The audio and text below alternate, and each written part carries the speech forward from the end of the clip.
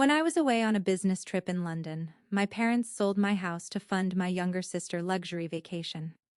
When I walked through the door, my father smirked and told me my empty house just paid for their fun. I did not even scream. I did not even cry.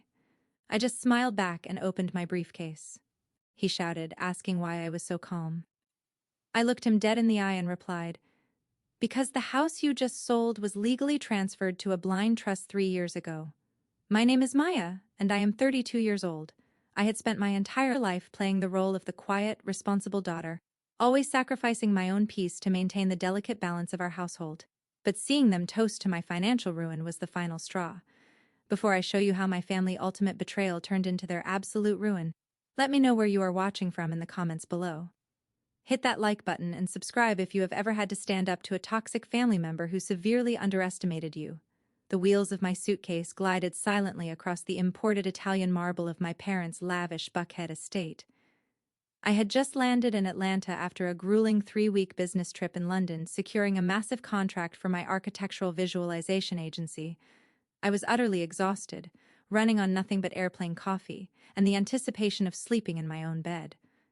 But as I approached the sunken living room, the sound of popping corks and loud, joyful laughter stopped me in my tracks. I rounded the corner to find my family celebrating.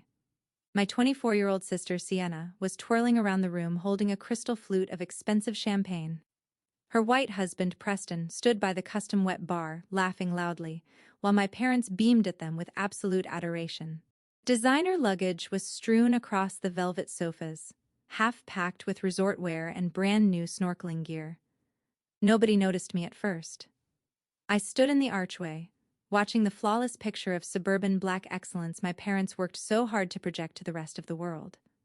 Then my father Andre finally spotted me. Instead of welcoming me home from my international trip, he lowered his glass. A slow, arrogant smirk spread across his face. He picked up a thick stack of stapled papers from the glass coffee table and tossed them down with a heavy thud. "Welcome home, Maya," he said, his voice booming with misplaced authority.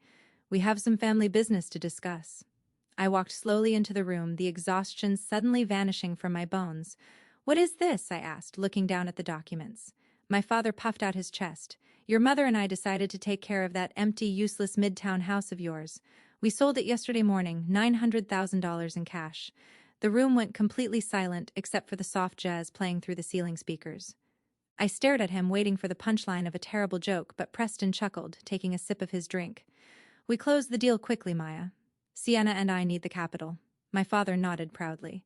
"Exactly. Your sister and Preston are flying out tomorrow for a month-long vow renewal in the Maldives. The rest of the cash is acting as seed money for Preston New Wealth Management Fund. Your house paid for their future. Do not look so shocked." Before I could even process the absolute absurdity of their confession, my mother Renee stepped forward. She smoothed down her silk blouse and gave me that familiar condescending glare I had endured my entire life. "Do not start being selfish, Maya," she warned, pointing a manicured finger at me. "You are 32 years old without a husband and without children. You spend all your time drawing fake buildings on a computer. Sienna is building a high-profile life. She is a lifestyle influencer married to a brilliant financial mind. They have an image to maintain in this community. It is your duty as the older sister to support them. You should be proud to contribute to your family's success, instead of hoarding a property you barely even use." Her words were meant to cut me down, to remind me of my designated place in the family hierarchy. Growing up, Sienna got the pageants, the luxury cars, and the constant praise. I got the leftovers and the lectures on why I needed to work harder to compensate for not being the pretty one. They worshipped the ground Sienna walked on and treated Preston like royalty, simply because his finance bro persona fit their desperate need for elite country club validation. I looked at the four of them standing there in their designer clothes, drinking champagne bought with stolen money. They expected me to break down. They expected me to scream or cry or beg for my property back. They were waiting for the emotional reaction that would allow them to call me crazy and dramatic. I did not give them the satisfaction. I slowly took off my trench coat and draped it over a chair. I offered my mother a bright, genuine smile that made her take a sudden step back. I unzipped my leather briefcase and reached inside. My father's smirk faltered. "Why are you so calm?" he shouted, his voice echoing in the large room. "You just lost your house and you are standing there smiling like a lunatic." I pulled out a thick red folder and dropped it directly on top of his fraudulent paperwork. "I am calm because you are ignorant," I replied, keeping my tone dangerously even. "You did not sell my house, Dad. The property you just fraudulently signed away was legally transferred to a corporate blind trust 3 years ago. You have absolutely no legal right to it anymore." Preston let out a loud, patronizing chuckle. He set his crystal champagne flute on the marble coaster and stepped in front of my father. Preston was wearing a navy tailored suit that probably cost more than my parents' mortgage payment for the month. He had that classic finance bro arrogance radiating from every pore.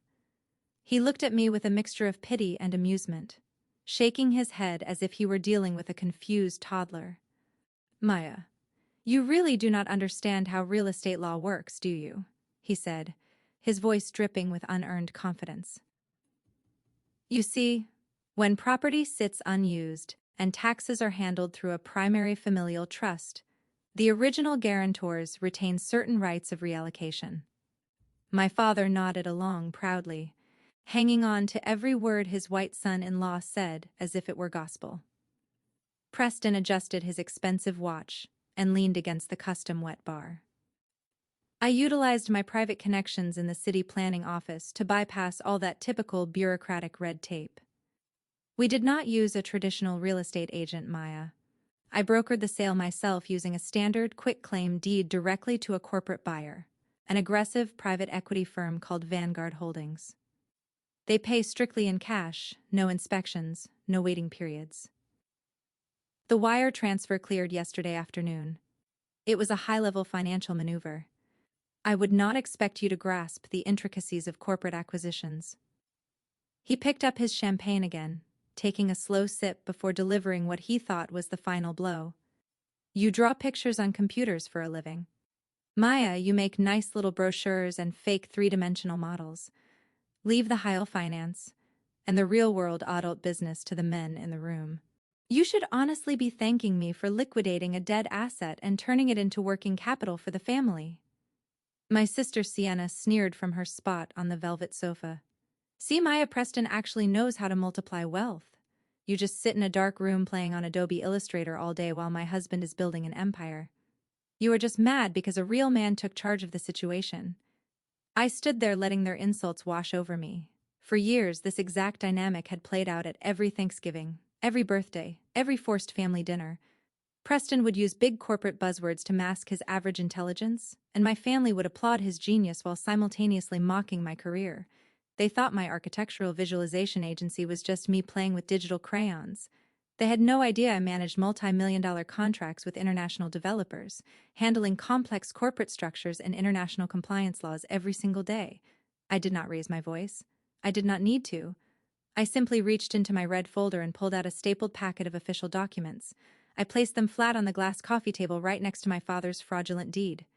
"That is fascinating, Preston," I said, keeping my voice dangerously soft. "It is truly remarkable that you managed to broker a cash sale to Vanguard Holdings without realizing who you were actually dealing with." I tapped the top page of the packet. "These are the official state registry documents and the articles of organization for Vanguard Holdings. You might want to read the name of the sole managing member." Preston rolled his eyes, letting out a heavy sigh as if I were wasting his valuable time. He picked up the documents with one hand. His eyes scanned the first page, then they stopped. He blinked and read the paragraph again. The arrogant smirk melted off his face instantly. The color drained from his cheeks, leaving him looking like a ghost in a tailored suit. His hand began to tremble slightly, making the heavy paper shake. "What is this?" he whispered, his voice suddenly. "Harrow," I smiled warmly. "That is the legal proof that Vanguard Holdings is a private shell company entirely owned and operated by me. I set it up 3 years ago to manage my private real estate portfolio. So, when you thought you were bypassing the red tape and quietly selling my house to an anonymous corporate entity, you were actually selling my house back to me." My father looked confused, stepping closer to look at the papers. "What is she talking about, Preston?" I kept my eyes locked on my brother-in-law, watching the sheer panic set in. "Let me break down this high-level financial maneuver for you, Preston. You convinced my parents to forge my signature on a quitclaim deed. You then took $900,000 of stolen investor money from your own failing wealth management fund and wired it directly into my corporate business account to purchase a house that I already legally owned. You literally just laundered stolen money into my bank account and handed me the receipts. Sienna stood up, her face pale. Preston, what is she saying? Is that true? Preston could not speak. His mouth opened and closed, but no sound came out. The champagne flute slipped from his fingers and shattered on the hardwood floor, splashing expensive liquor across my mother's designer rug. He realized in real time that he had just committed federal wire fraud and handed the victim all the evidence wrapped in a neat little bow. You did not liquidate a dead asset, Preston, I continued, my voice cutting through the silent room like a knife. You walked straight into a federal crime, and you dragged my foolish parents right down with you. Preston took a step back, his chest heaving as he struggled to breathe. He looked at the door, then back at the papers. His mind was racing, trying to find a loophole, a way to mansplain himself out of a federal prison sentence. But there was no escape. The documents were ironclad. Sienna grabbed his arm. Tell her she's lying, Preston. Tell her she does not know what she's talking about. But before Preston could even attempt to form a lie, my mother Renee threw herself between us. She physically shielded her white son-in-law, pushing me back with a fierce, panicked look in her eyes. The protective instinct she never once showed me was now completely focused on defending a man who had just implicated our entire family in a massive financial fraud. Stop it, Maya, my mother screamed, her voice shrill and desperate. You always do this. You always try to destroy your sister's happiness. You think you are so smart with your hidden companies and your trapdoors. But you do not own that house. You never really owned it. You have no right to punish Preston for taking back what belongs to us. I stared at the woman who gave birth to me. Belongs to you? I asked. Yes, my mother yelled, spit flying from her lips. We paid the original down payment on that house when you were 22. We put the roof over your head. It is our asset. It has always been our asset. You owe this family, Maya. You owe us everything. My mother took another step forward, her eyes blazing with an irrational fury. We sacrificed everything to raise you, she continued, her voice echoing off the high ceilings. We gave you the foundation to build your little computer business. That house in Midtown was just a stepping stone we provided.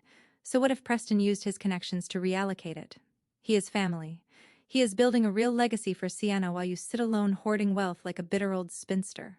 You should be down on your knees thanking us for involving you in this family empire. Preston stood behind her, wiping sweat from his forehead with the back of his hand. He was letting my mother do his fighting for him, hiding behind a 56-year-old woman because his fragile ego had been completely shattered. You owe us your life, Maya, my mother finished, breathing heavily, pointing at the red folder. So you are going to rip up those papers, you are going to sign the real estate transfer back to Preston right now, and you are going to let your sister enjoy her vacation. I looked at her desperate, angry face. I did not feel sorrow. I did not feel the sting of a mother's rejection anymore.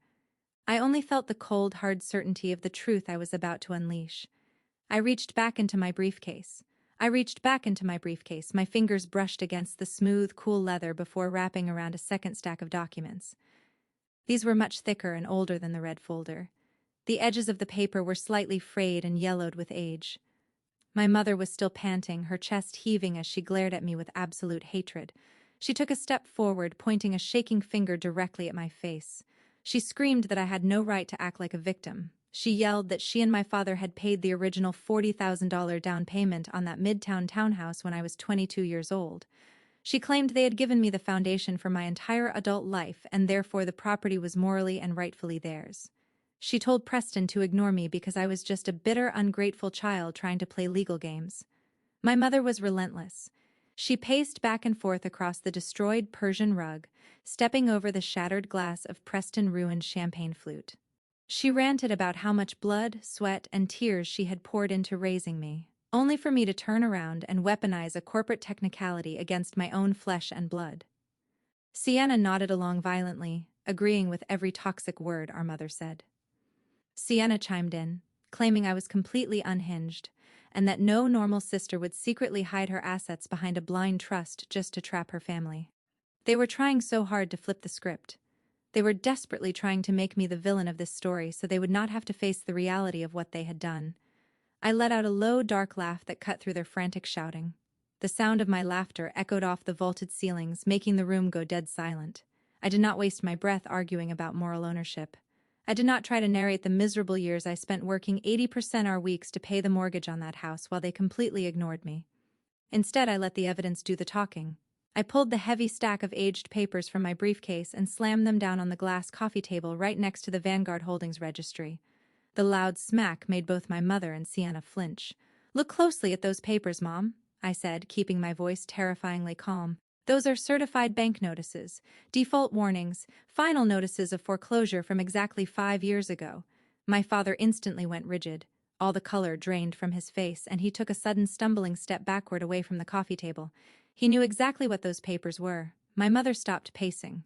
Her mouth fell open, but no sound came out. Preston leaned forward, squinting at the bold red letters printed across the top page. I stared directly into my father's terrified eyes.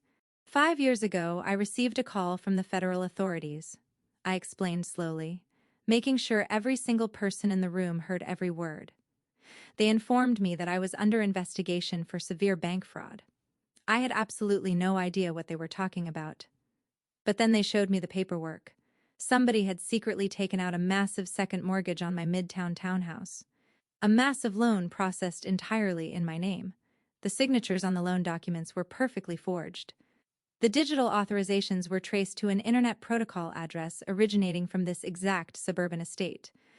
You and Mom took out a second mortgage on my house using my stolen identity, and then you deliberately defaulted on the payments. Sienna gasped, covering her mouth with her hands. She looked at our parents in absolute horror. Preston stood completely paralyzed. The confident, arrogant finance bro who had just lectured me about corporate acquisitions was now staring at my parents like they were radioactive. He had married into this family believing they were generational wealth. He had believed my father was a titan of industry and my mother was a high society matriarch. Now he was discovering that his perfect wealthy in-laws were nothing more than desperate identity thieves who funded their fake luxury lifestyle through blatant fraud. The realization that he had tied his own failing wealth management fund to a family of criminals was visibly breaking his mind. Sienna was shaking uncontrollably. Her entire carefully curated lifestyle influencer persona was built on the lie of this house. She filmed her makeup tutorials in the marble bathrooms and bragged about her wealthy family to her followers. Now she was standing in the middle of a home bought with stolen money, realizing that her upcoming luxury vacation to the Maldives was funded by yet another layer of pathetic financial crime. She looked at our father with tears streaming down her face, unable to comprehend that the man who spoiled her rotten was actually a desperate fraud. "You nearly sent me to federal prison, Dad," I continued, my voice rising just enough to shake the crystal glasses on the wet bar. "You maxed out a fraudulent loan in my name and left me to take the fall. And do you want to know the best part, Preston?" I turned my attention to my arrogant brother-in-law.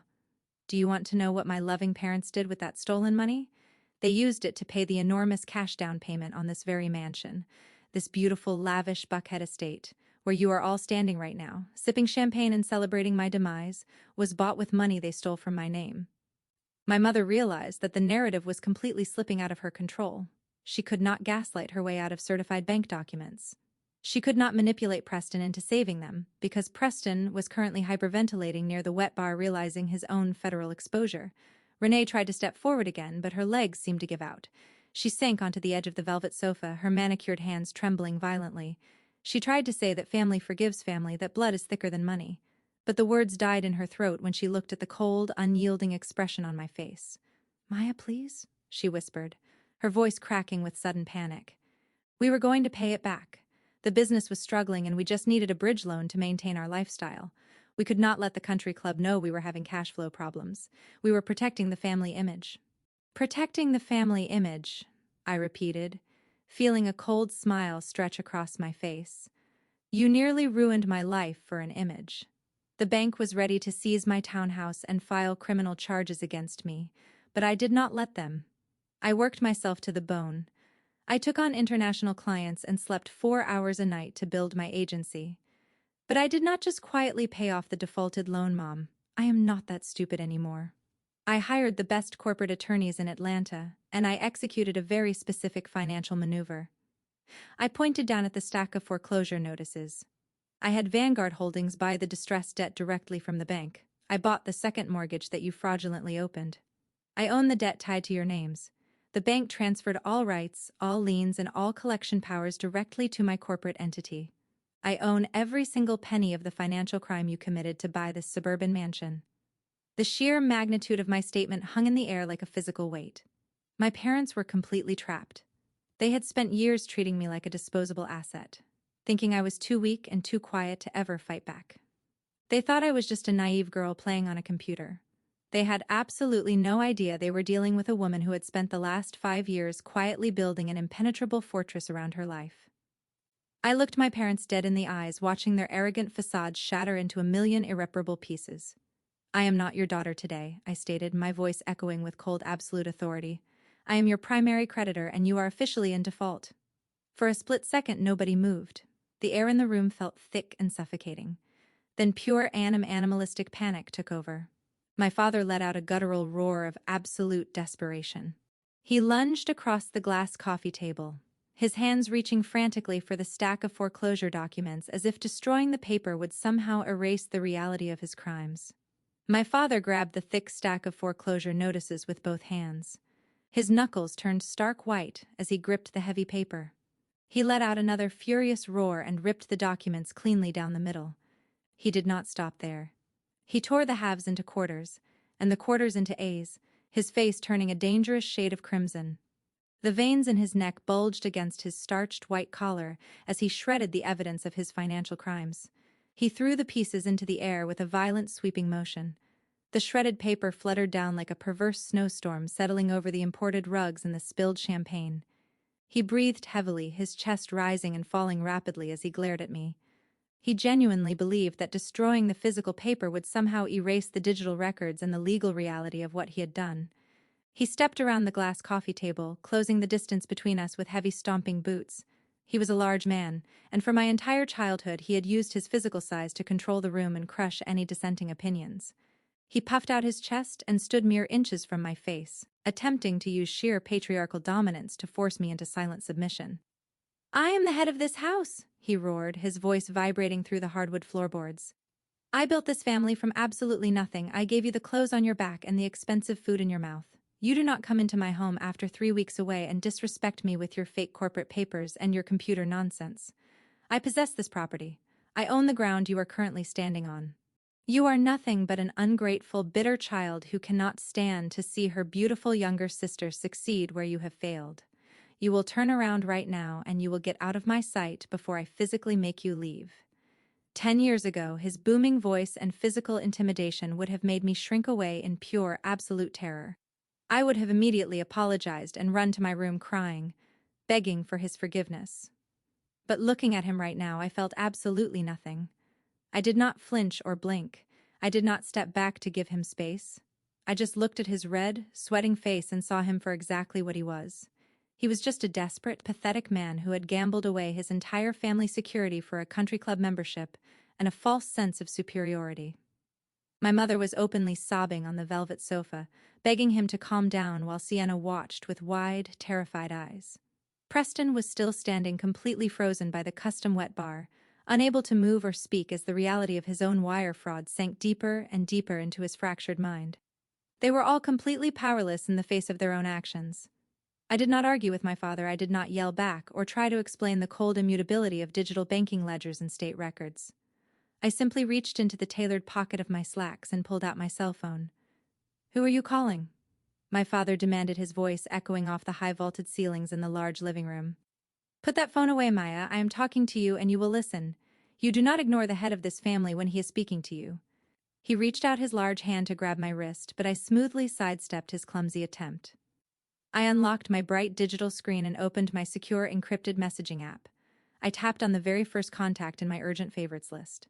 I did not need to type a long, complicated explanation or a desperate cry for help. I only needed a single word to set the final trap into motion. I typed the word "now" and pressed send. I slipped the phone back into my pocket and clasped my hands neatly in front of me, maintaining perfect, unwavering eye contact with the man who had just aggressively demanded my immediate departure. My father let out a harsh, breathless laugh. He looked back at Preston and my mother, shaking his head in arrogant disbelief. "She has completely lost her mind," he muttered, running a shaking hand over his sweating forehead. "She thinks she can text some fake computer lawyer and scare us out of our own home. I want her out of here, Renee. I want her gone right this second."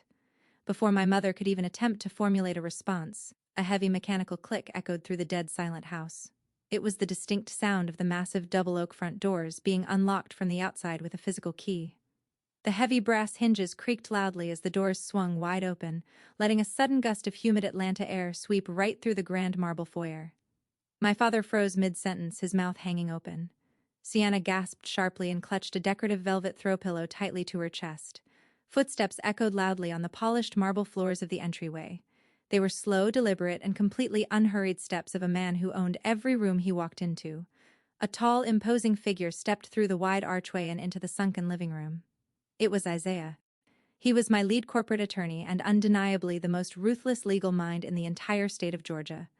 Isaiah was impeccably dressed in a bespoke charcoal gray suit, with a crisp white shirt and a perfectly knotted dark silk tie. His expensive leather Oxfords gleamed under the warm light of the crystal chandelier.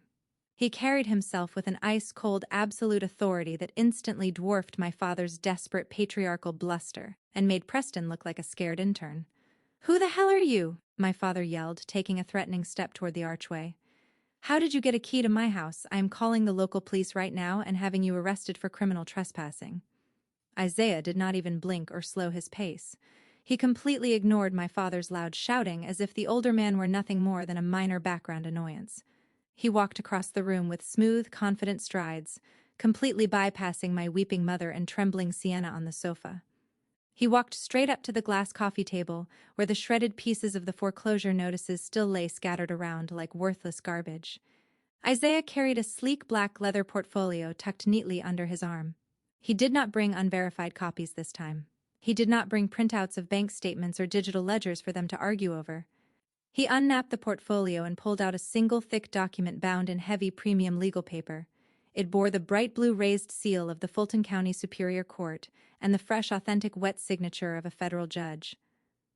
Isaiah dropped the heavy document directly onto the glass table, right on top of my father's destroyed papers. The heavy thud resonated through the quiet room, snapping everyone to attention. My father suddenly stopped shouting. He stared down at the blue seal, his eyes widening in pure, unadulterated horror. He knew enough about the law to recognize a final court order when he saw one. Isaiah slowly and methodically adjusted his silk tie, making sure the knot was absolutely perfect. He looked around the room, analyzing the sheer visceral panic on the faces of Preston and Sienna, before finally locking his cold, dead eyes directly onto my father. "You do not own this suburban house either, Andre," he stated, his voice completely flat and devoid of any human empathy or emotion. "When you intentionally defaulted on that fraudulent second mortgage, you opened using my stolen identity. You triggered a massive cross-sea collateralization clause with your primary lenders. The bank immediately bundled the toxic debt. Maya Private Corporate Limited Liability Company bought the foreclosure deed to this exact estate last month for literal pennies on the dollar." Isaiah tapped the sealed legal document on the glass table with one perfectly manicured finger leaning forward just slightly. "That document is an active judge-signed eviction notice and an immediate legal property seizure order. You have exactly 2 hours to vacate her premises before I have the armed marshals physically remove you from the property." The absolute silence that followed Isaiah's words was deafening. The reality of his statement hung in the air, pressing down on my parents like a physical weight. 2 hours. They had exactly 2 hours before armed federal marshals would physically drag them out of the sprawling suburban mansion they had fraudulently purchased.